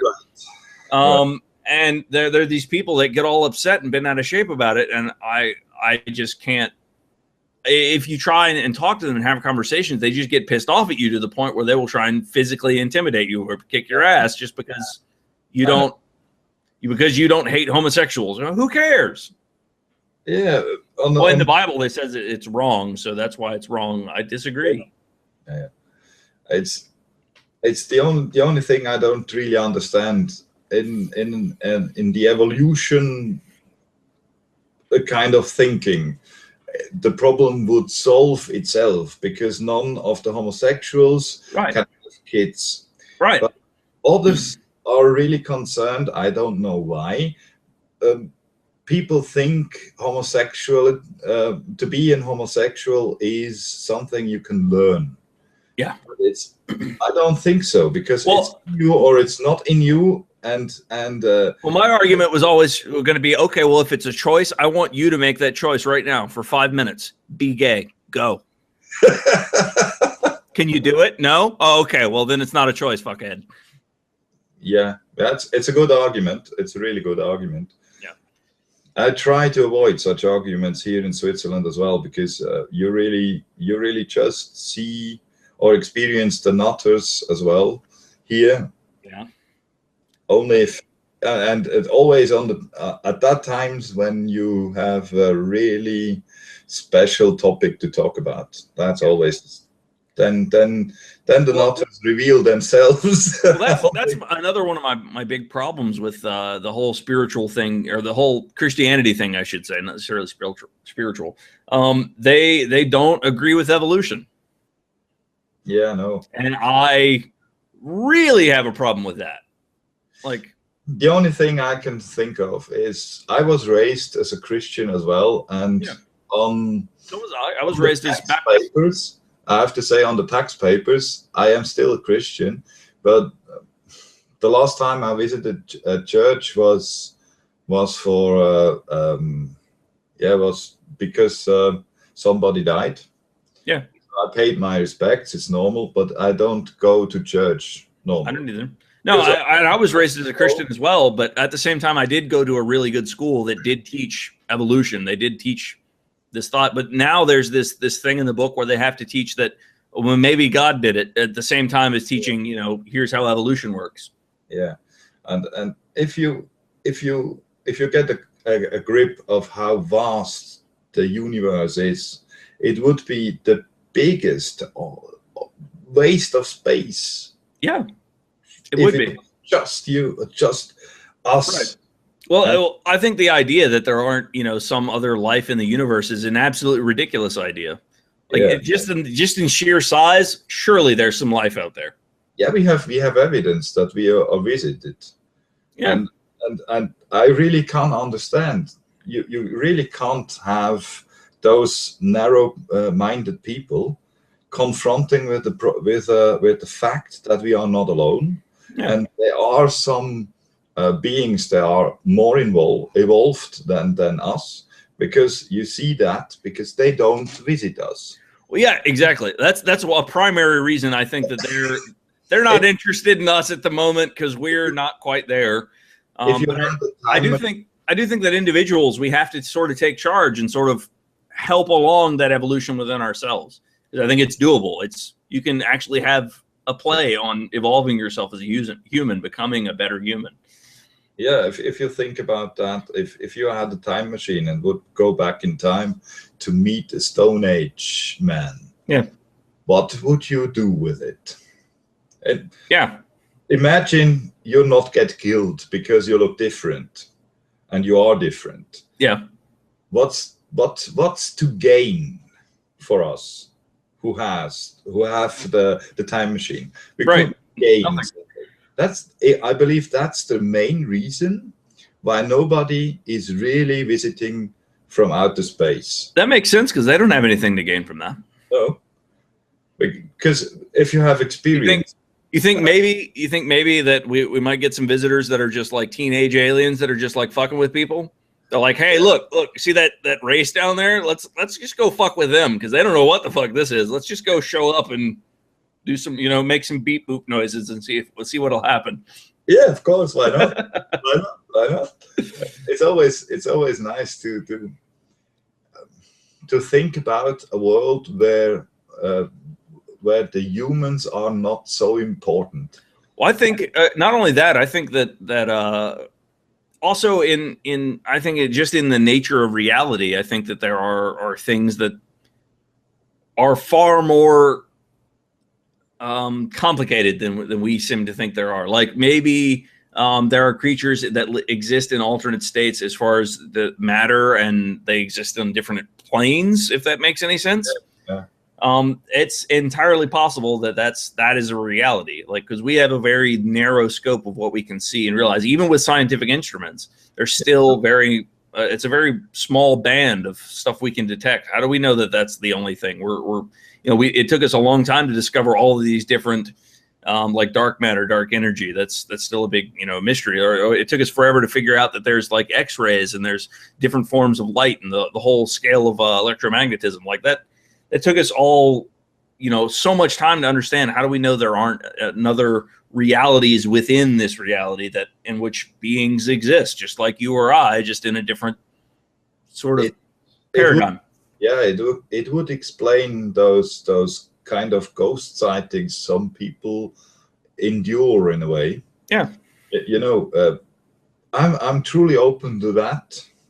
I know it can be a blessing or it can be a curse, because it's not commonly accepted to see. Yeah.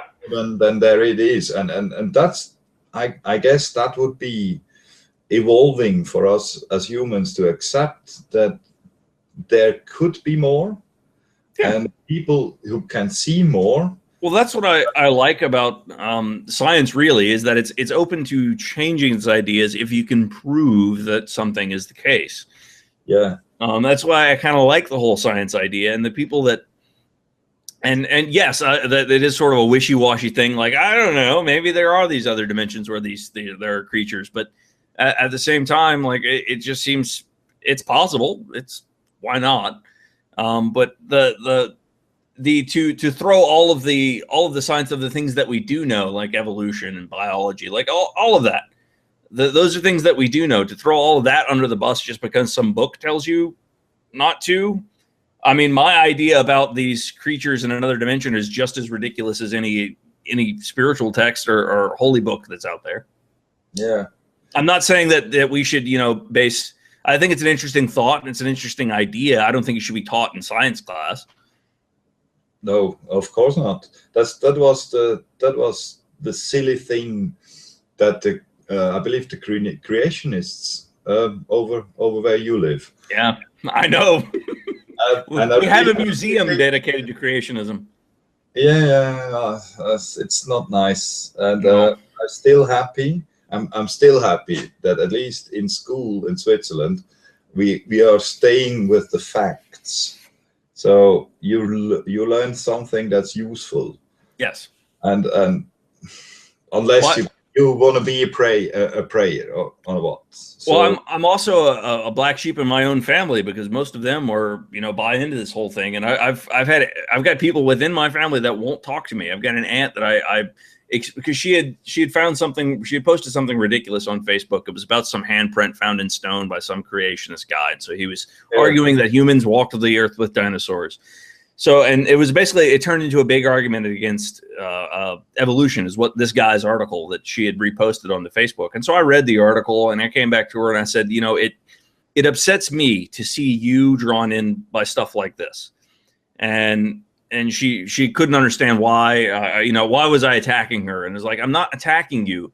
I'm trying to enlighten you to the idea that this guy, what he's saying is completely wrong. And you giving him support is leading credence to his ideas about the world that are just not true, and they're going to influence other people, and those people may be teachers, and they may be able to talk somebody that's going to go into science and make discoveries out of going into science and making discoveries simply because he believes the earth is 6,000 years old. And and she goes, well, the article that you posted and postulating that evolution doesn't exist, it negates huge branches of biology, genetics, anything we do concerning diseases and how they change. Like, those are huge things that don't exist if evolution is not real. And it hurts. It bothers me to see you being taken in by all of this nonsense when the information is at your fingertips. It's at everybody's fingertips here and today, which is an amazing thing we have with the internet. I'm not saying that, science has all of the answers, but the answers they do have, that for one, they're willing to admit that they don't claim to know everything. There's lots of things they don't know. And also the answers they do have are based on reality. There's stuff that we can show is real. There was a picture popping up in my mind when you said that people would be walking the earth when dinosaurs did. The picture was a nice valley and a stampede. So I would say people could walk with dinosaurs, but not for a long time. Then afterwards, it's gonna be your life gonna be really flat. Yeah. So I really think it's just ridiculous in my mind. But it is ridiculous. But I mean, it's like, I'm not saying that you have to believe what the scientists have to say or what the priest or these crazy religious people have to say. You don't have to believe either one of them. Just look at them, and which one makes more sense to you? Which one seems more plausible? Yeah, of course, that was not the prayers. Right, exactly. Not just one book that's copied millions and millions of times all over the. And if I'm not even trying to say that they should take religion away. It's just that it seems to have so much. It seems to create so many problems. It complicates things. Just don't get it involved in matters of the state and school.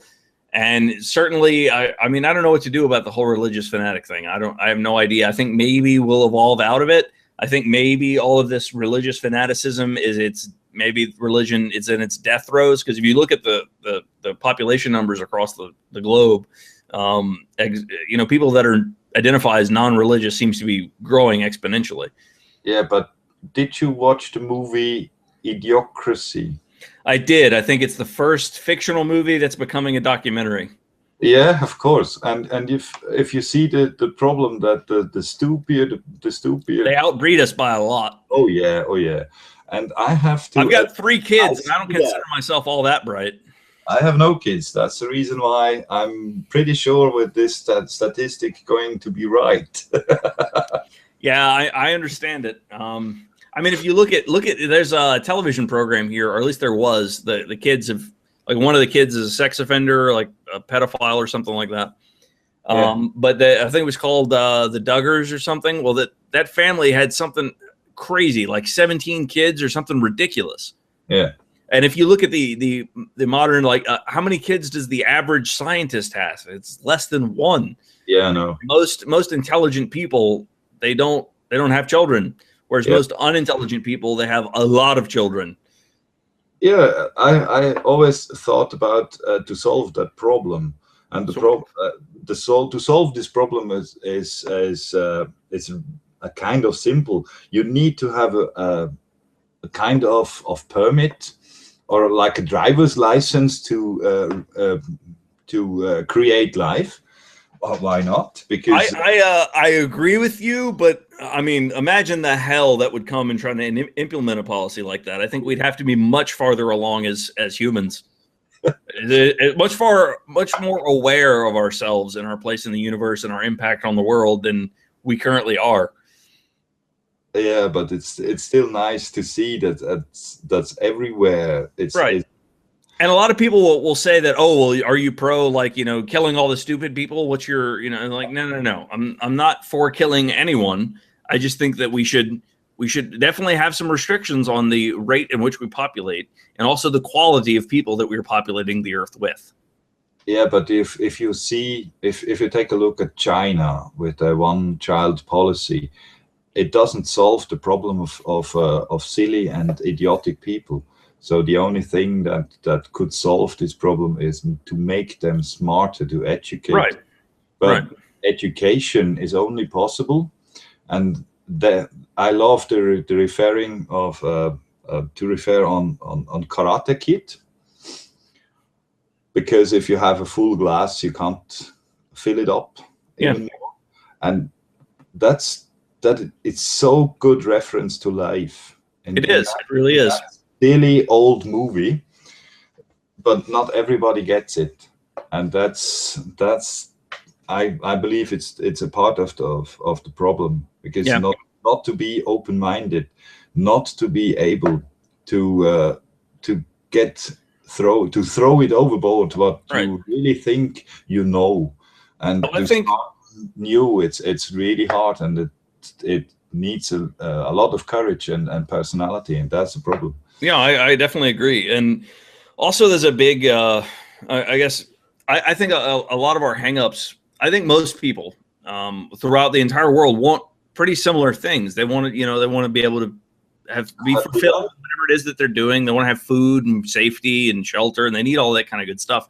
Everybody needs that. Those are common goals. Everybody wants to be able to feel fulfilled in their life. And I think that people tend to get caught up in this whole idea of like nationality or patriotism, or, you know, they belong to this religion, or they subscribe to this creed, or they watch this TV show, or they get too attached to that, and they follow the group mentality of, oh, well, I'm a Republican, and as a Republican, I vote for X, Y, and Z, or I vote for whoever the Republican is, regardless of whatever it is he's saying. When you should be more like, you shouldn't attach yourself so much to those ideas. I think that those attachments are ultimately what do us in. We shouldn't be, oh, well, you know, I live in the United States, and so I'm proud of everybody else is stupid because, you know, the United States is best. And it's like, no, we're all people. We're all on the same planet. We're all in this together. You know, that's the advantage of traveling around with a bike. I've always encountered only the nicest people you can imagine. Yep.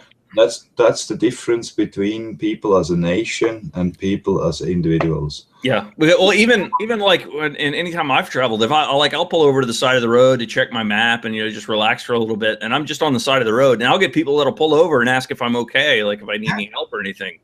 And it helps me to understand that people aren't all asshats. So there are some good people out there. Most people on an individual basis are good and decent people. I think it's, as in groups acting, I think they make really shitty decisions.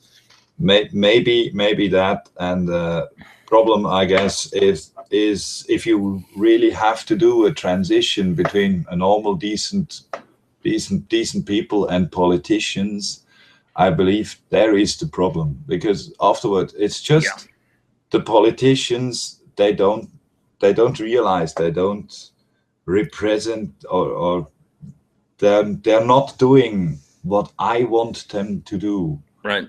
Or I am the state, and that's the reason why nobody really is interested in politicians. Yeah, because they are kind of a nuisance always. Yeah. Well, here a lot, like our politicians come from money. Money really influences how our politics works. And I think that it's a big problem, for one, but it also, because the politicians end up being people that they have so much wealth that they're so separated from the life of the everyday American. They have no idea, or the everyday citizen, really. They have no idea what it's like to be the everyday person. And so they can't really truly make decisions on that. I disagree with the whole idea of, like, a lot of our politicians, they have to be squeaky clean. They kind of never committed a crime or done anything bad. I kind of disagree with that. because I think a lot of everyday people would have more say in that position. Because yes, like I would prefer somebody as a politician who has had some life experience, you know, who's done all this who has actually lived a normal life and understands what it is to be a normal everyday person, as opposed to this person that just has, you know, money and everything's taken care of for them. Yeah, it's the same idea I had about if you think about the best candidate to be a policeman would be somebody who committed a crime once.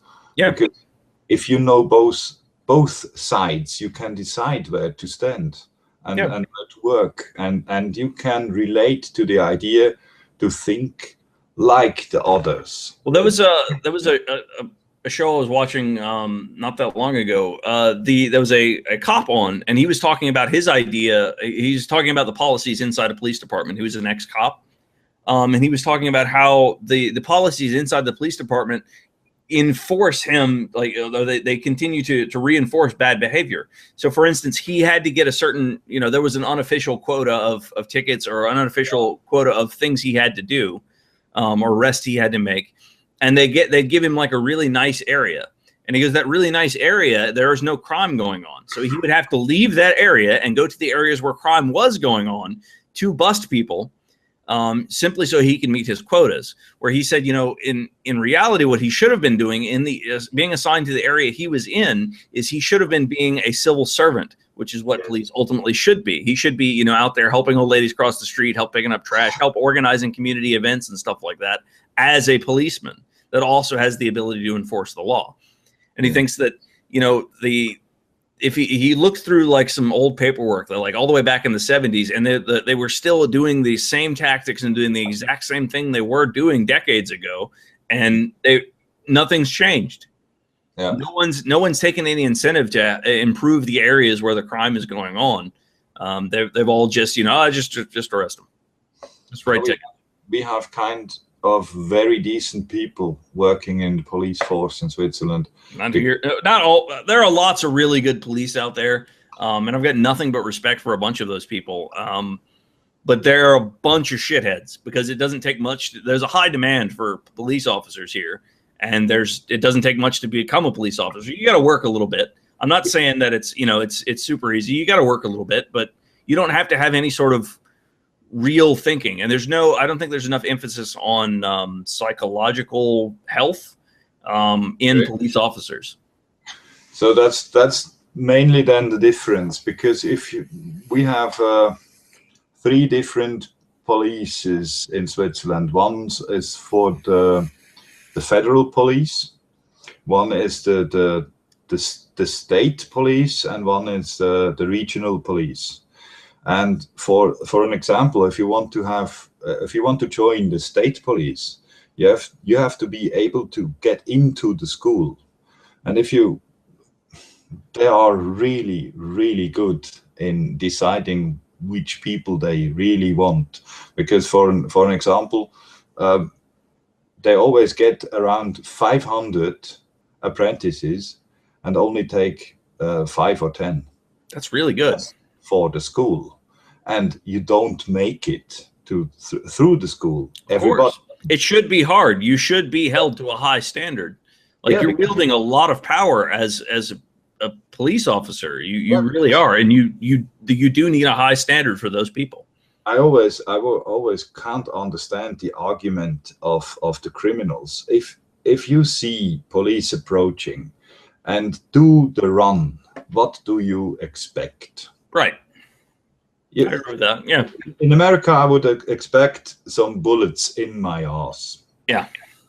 In Switzerland, you can expect a good chase, because afterwards you have to understand they have guns, but they have a lot of paperwork until when they use the gun.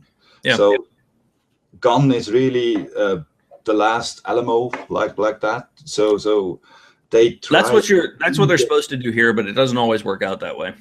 Yeah, because the criminals are faster with their guns. So I can. Yeah, yeah, I can understand some of the cops' positions. I mean, if you're in a dark alleyway with some guy that might have a gun and he reaches into his jacket and pulls something out, are you going to let him take a shot at you first, or are you going to shoot him?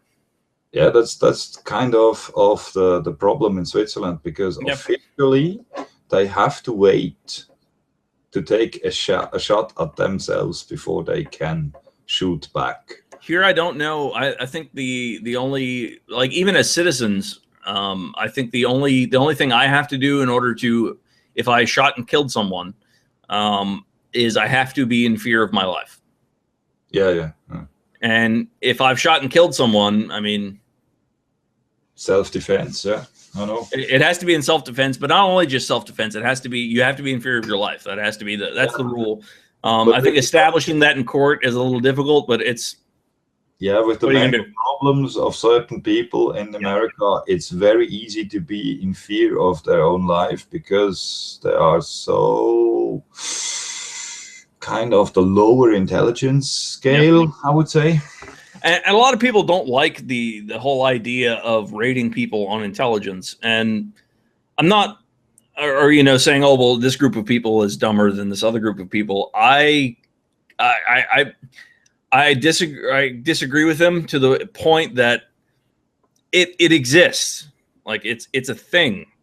I'm not saying that these people can't be, educated or they can't be productive and successful, because they can. It's just the nature of the beast. It's reality. That's, I guess, one of the things I wanted to do with this podcast is sort of point at reality, like just questionable ideas. Yeah. I mean, because a lot of the things I agree with and a lot of things I talk about, like, it's difficult for me to express those things in the current environment that I'm in here. But the internet is open to everyone. I love the internet. I think the internet's a brilliant thing, and I think it's something that we truly need to protect, because it's connecting people. It's given the control. Like you were talking about the news and how people watch the news. Well, there was a point in time where all of our information came from the news. Every last bit of it. Like that's where we listened to it on the radio, or we watched it on TV. That's the only place we could get our news. Whereas now it's, I have just as much, reach as anybody else, as long as enough people like me and like the stuff that I'm bringing out. I mean, I'll get paid attention to. Yeah.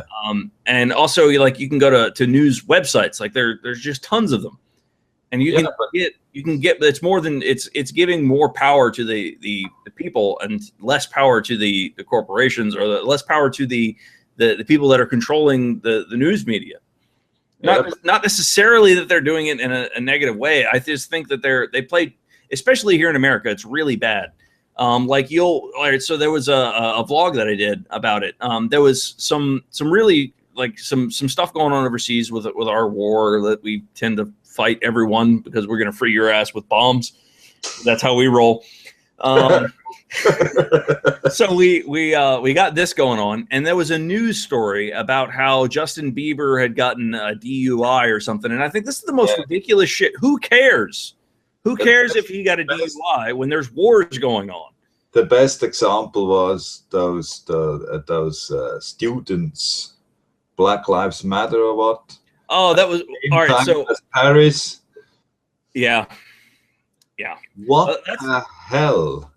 There's a lot of that goes on that all right. So if you get on major news networks, if you watch for the major, like if they do stories on, like, what the celebrity did, or there's a new sex tape out by this person, if those stories are out and about and they're big and they're all over the media, chances are there's some other shit going on in the world that's really much more interesting and much more pertinent, and something we should probably be paying attention to as Americans. Yeah, that's one advantage of the internet, as you said, but the problem is to sift all through. Yeah, I'm not saying it's without flaws, because there's a lot of bullshit out there, and it's really easy to get to find yourself in your own echo chamber where you have an idea about something and you only associate with people and only listen to or only attend groups where your opinion is just rattled back at you when there's no dissent. I see. The problem is, yeah, to choose the right news, because Yeah. it's all about distraction. And Well, yeah. if you see some interesting old heist movies, Mhm. you see it's always the best way. It's like Die Hard. It's always the Yeah. same. You just need to distract the Yep. police to carry out what you want. Mhm. And who can say that the state isn't doing that exactly? Right. I think there's lots of evidence of them doing it. Like Yeah, of it's course. a thing that they do. It happens. But the only thing that really works well, it's always with those interesting uh, kind of Sherlock Holmes types. You have to figure out what they want to reach, what goal they Yeah. want to reach with distracting the whole world. That's the only thing that would be really interesting. And this whole new world order, I always think about, would I really want to be the king of 88 billion idiots? I sure as hell wouldn't. No, not really, because what's the game for? It's like being a shepherd. Well, yeah, and It's always just work. It's exactly. no fun with it, and that's the problem. Just a question. I'm kind of craving for another cup of coffee. Yeah. Are you as well? Yes, exactly. Why don't we take a quick break and we'll grab a cup of coffee each. Yeah, I would say it's good. Yep. So intermezzo music right now. Cue. Well, I'm not quite there yet. Like I said, this one's being recorded onto YouTube, but it's private. That way I can pull it off of YouTube, do the edits, like add the intro and any intermission sounds or anything like that, and then repost it. Eventually, when I have the money for it, I'm gonna get a mix board, and with the mixer, I'll be able to I guess incorporate all of that in. And also at the house, I'm building I'm making my office into a sort of a studio so that I can have people in and we can sit down and talk, and they'll have their own mic and headset and all that kind of good stuff. So I've got the design and all the equipment and everything that I need. I just haven't quite put it together yet. Yeah. Okay. Yep. All right. Okay. So coffee time.